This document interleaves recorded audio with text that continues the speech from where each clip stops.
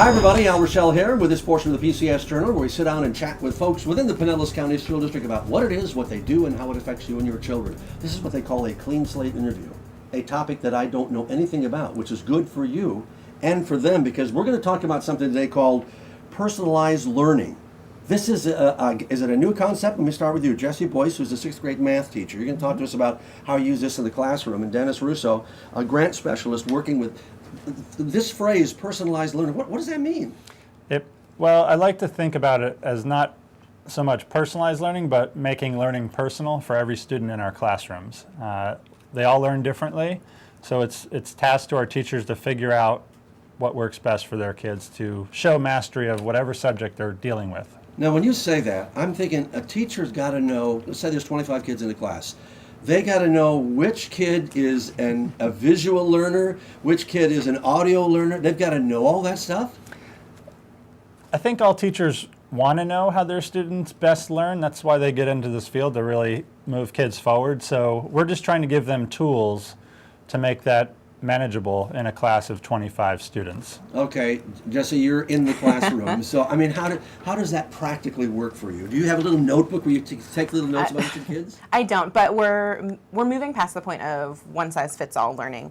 And so at the beginning of the year, what I did was what's called a personal learning profile. So the students were the ones who really kind of looked inside themselves and figured out what is the best way that I can interact with information. So it was them telling me. It wasn't, really? Yes. And what grade do you teach? I teach 6th grade. So they know by then, because I'm one of these kind of people that, you know, I could have been a 7-year plan in college because of what do I want to do this week? Right, I right. don't know, yeah. Well, and I think that that's the beauty of it. It changes. Just because today I want to watch videos and engage with the material this way doesn't mean that that's what I'm going to do next week.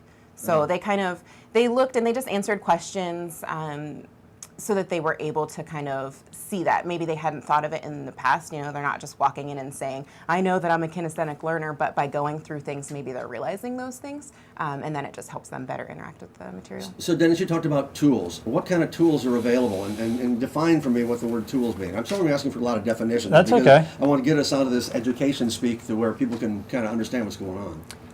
So tools. What do you give the teachers that's going to help them make this personalized learning more relevant? Well, some of them, a simple tool is just changing the classroom environment around.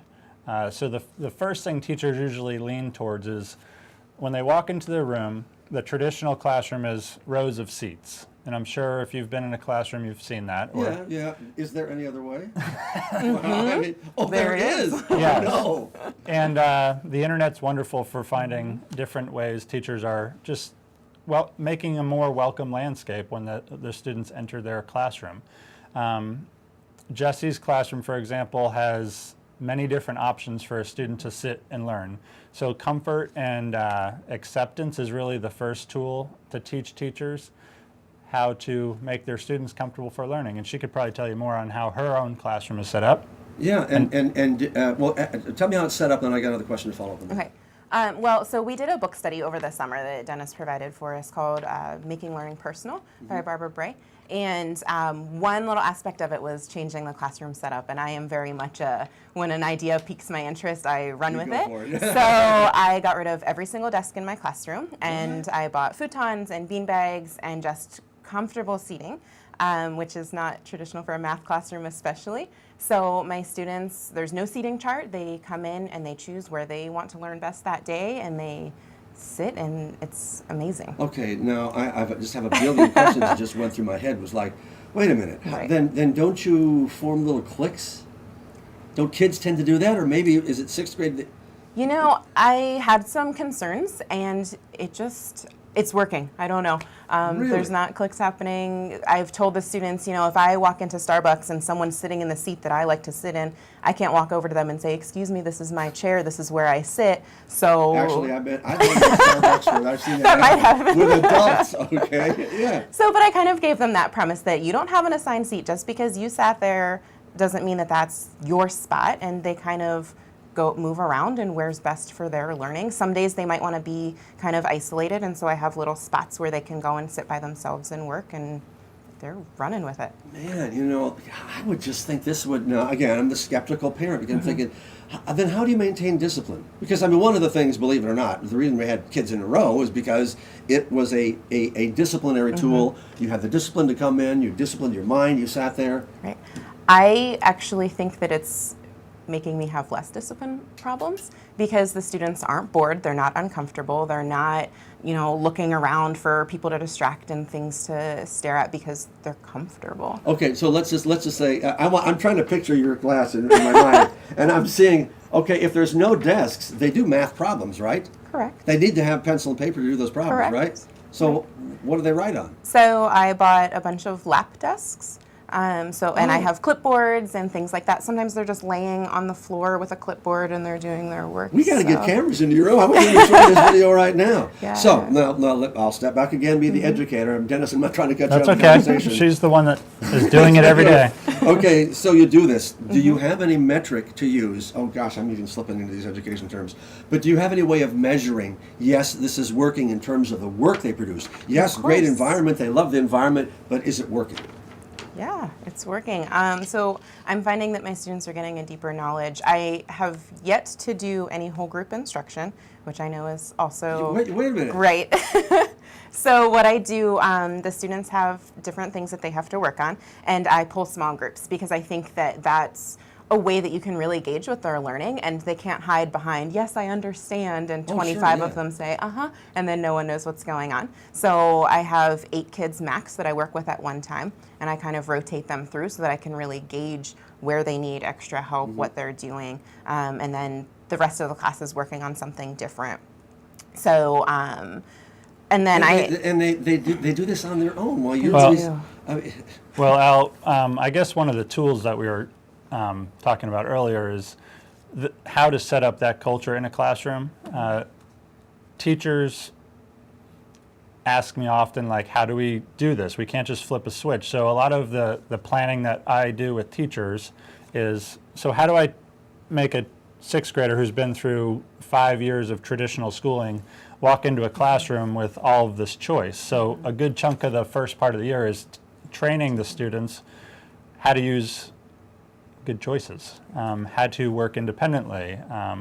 And back to the discipline part, we're learning that giving the students some choice in their day makes them less frustrated, less aggressive, and it just makes them more willing to work with teachers. Now, in the 6th grade model, you're still not, that's technically the beginning of middle school, right? Correct. So let's say they go through this wonderful math class with you. Now, is it just for that class? Because they rotate from class to class to class. So how does that work when you go from class to class? I mean, do you get, this may sound stupid, but you get kids going, man, I love my math class, but man, I hate science because it makes us sit in rows. I mean, no, you don't they have any of haven't. that. I mean, if it's happening, they're not telling me. So they walk in ready to go, and then they leave and they go to their next class. I can speak on that part. Yeah. In other schools, there are little pockets of teachers like Jesse trying things out. And since they are new and basically pioneering this, there are, they do have fun in this voice and choice class and then go back to a traditional. But those students are my best marketers to get other teachers interested because, like I said, most teachers, they want to move their kids forward. Oh, sure, yeah. So whether it's a student coming in and saying, so-and-so's room, you should check it out, or the way they teach a lesson, teachers get interested. And it's a grassroots campaign that then, that teacher either asks their colleague, what are you doing in there? Can I check out your room? Or I'm getting a lot of emails and messages to say, hey, I've heard about this personalized learning thing. Can I get more information? So it's growing organically like that, and that's one of the reasons I love it so much, because for the first time I've been teaching or an administrator, teachers are coming to ask me about something versus me having to tell them about something. Is this just available in the elementary level, the junior high level, or the middle school level, and high school level? We started this experiment in high school. Clearwater High School, Seminole High School, Pinellas Park High School, Northeast High School, and Lealman Innovation Academy all started this 2 years ago. Okay. Now it is spread through middle and elementary school on a small scale. Just because anything new, we're trying to start small to see what the bugs are, what are some adjustments before we bring it wide. But we're hoping to bring it countywide. No, you said you've been with the school district, what, 4 years? 4 years. Okay, so you're new to teaching. How, can I ask how old you are? How many years you've been teaching? I've been teaching for 8 years. Okay, so is it more difficult for the teachers that have been maybe teaching for 10, 15, 20 years to make this transition? Are they threatened by it? I'll speak to that one. Okay. Some of my early adopters of this personalized learning are the teachers that have been teaching for 20, 30 years. Oh, wow. In the pre-standardized testing world, when they actually had choice in their classroom on how their students learn best, they see it coming back to more autonomy in the classroom. Yeah. Jessie has pacing guides, she has curriculum, she has standards she has to teach, but she's being given the opportunity to try what's best for students. So some of my most passionate teachers are the ones that were here 20 years ago where they had more control over their classroom. Yeah, And you can do that in this world when everybody thinks is that even though we're not Common Core, and we won't get into the political side of why that some people think that's bad or good or either way or another, but you can do that and still meet all of the standards that the other classrooms meet as well. we're working on how to get the kids through the standards by the end of the year. So it might start off a little slower because you're building that culture, but the Right. idea is once you get those students taking ownership of their work instead of the teacher having to drill it in, you're going to see exponential growth towards once you get it rolling. But it's that beginning. It does take a lot of learning on how to do that. This is so, I've never heard anything like this. This is so revolutionary. And the cry in education that a lot of teachers say is that, we're required to do this checklist of thing, check, check, check, check, check, check, check, and teaching has gotten boring, or somebody outside the classroom is really controlling things. So I want to know how long before we really know whether her 6th grade math students, if what she did in her class really works down the line. I mean, I know you're confident as you are, obviously, because you see the scores and what the kids are doing right now. How long before we know that this really works? Well, success is a very subjective definition. Okay. Do we see the kids more engaged, doing real learning? Will the test scores come around? Hopefully. I'm hoping in a perfect world that the kids are more engaged, they love to come to math class, and then the test scores knock it out of the ballpark. If we can get that trifecta going, we'll all be happily ever after. I don't know the time frame for that. We have, like I said, Jessie and her colleagues that are doing this right now are very early pioneers in this field, so we want to give them a safe environment to try this, but also to know that you still got those standards to meet. So it's a fine line. Right, so that you're not experimenting with the kids and the kids become and I'm using terminology that doesn't fit, but kind of the victims of the experiment, rather than on the other side, that, things work out. I haven't seen any victims yet. Now, because we all know how much the kids are dying to get good test scores, and that's how they prove their success. But, I mean, I think the early success is the fact that kids love math. Like, if you can get a 6th grader to love math, tell me about it. All that other stuff is going to come through. I won't tell you what happened in my 6th grade year.